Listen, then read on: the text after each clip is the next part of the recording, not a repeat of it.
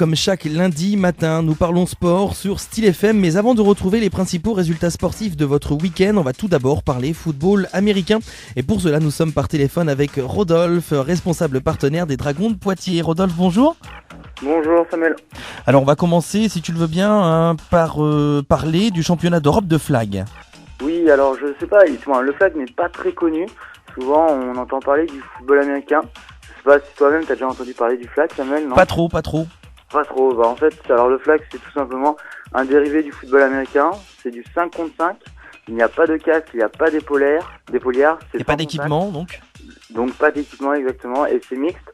Donc en fait le plaquage se matérialise par un petit fanion.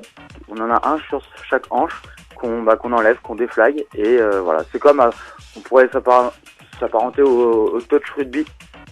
Voilà, c'est le même principe sauf que c'est avec des petits flags. Et donc la semaine dernière, il y a eu les championnats d'Europe de flag, donc avec nos féminines, qui ont joué jusqu'en finale face à l'Autriche. Par contre, elles ont perdu 15-45, donc c'est pas grave, mais elles ramènent tout de même une médaille d'argent. C'est quand même arrivé en finale, c'est déjà pas mal quand même.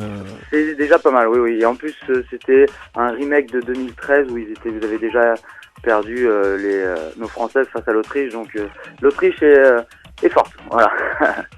Et en ce qui concerne nos garçons, eux, ils ont fait un peu moins bien, ils se sont arrêtés en quart de finale face à l'Allemagne, donc sur une courte défaite de 3 points, 19-21. Mais bon, c'est quand même un beau parcours pour nos deux équipes de France, nos filles et garçons en flag. Vous en faites un peu aux Dragons lors des entraînements du flag ? Alors du flag, non, pas lors des entraînements, parce qu'on a vraiment une vocation de football américain.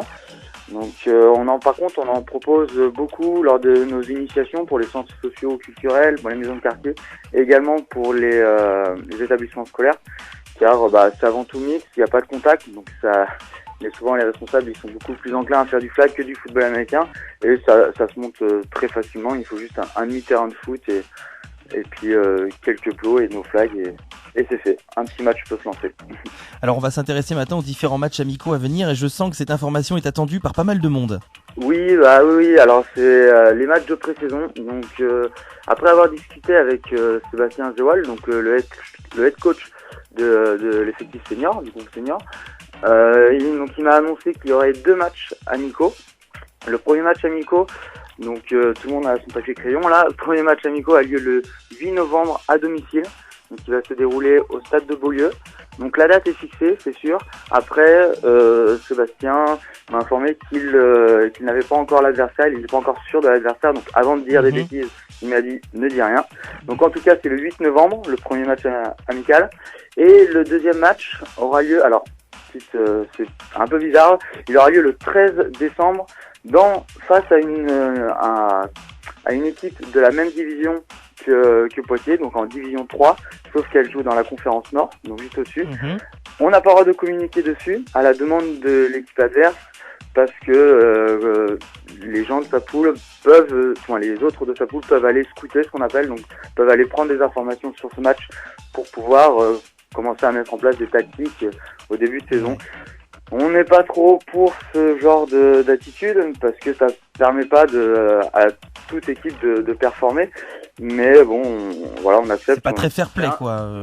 Voilà, nous on n'aime pas trop, ça nous dérange pas qu'on vienne nous voir comme ça nous pousse à être meilleurs. Et donc voilà. Donc en tout cas, ça a lieu, c'est entre une fourchette horaire, c'est à 2h30 de Poitiers.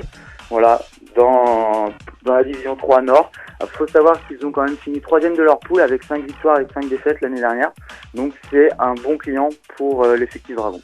Donc notez bien dans vos agendas, on rappelle 8 novembre à domicile et le 13 décembre. On connaît pas encore les équipes, mais je pense que tu nous tiendras informés dans les prochaines chroniques. Exactement. Ah oui, si, on connaît l'équipe pour le 13 décembre, mais on n'a pas le droit de communiquer. Voilà, oui. Voilà, c'est particulier. Mais bon, il y a une petite info, la prochaine chronique se fera par Sébastien. Voilà. D'accord, ok, très bien. Merci. Donc pour promouvoir ces événements, le club aimerait disposer d'une personne qui maîtrise les logiciels de création graphique, genre Photoshop. Est-ce que tu peux nous en parler un petit peu ? Oui, alors oui, c'est comme tout club et comme tout sport qui souhaite se promouvoir. Avant tout, un bon visuel permet d'accrocher un maximum de gens et peut-être d'en solliciter quelques-uns pour venir jouer ou ne serait-ce que juste regarder leur match. Donc C'est pour ça, au sein de notre club, on ne dispose pas encore de personnes qui ont ces compétences-là. Donc si il y a des personnes au sein de notre club ou aux alentours ou qui aimeraient mettre à disposition leurs compétences dans la création graphique pour faire des affiches, voilà, bien évidemment le logo et puis du créateur sera sur toutes les affiches. Donc nous sommes preneurs, voilà. Donc si vous êtes bien passionné par la photo assistée par ordinateur, eh bien rejoignez les Dragons de Poitiers pour communiquer sur les différentes affiches du club et des événements. Et vous êtes également en recherche de mécénat de services et d'entreprises, j'ai cru comprendre. Oui, alors le mécénage, il y en a pas beaucoup qui connaissent ce principe-là. C'est tout simplement le principe du don. Voilà, on fait un don soit financier ou de service qui est à hauteur de 60% ou 66% de sa valeur. Donc financier, 60% de 100 euros. Vous avez une réduction d'impôt de 60% ou de 66% selon le type de don.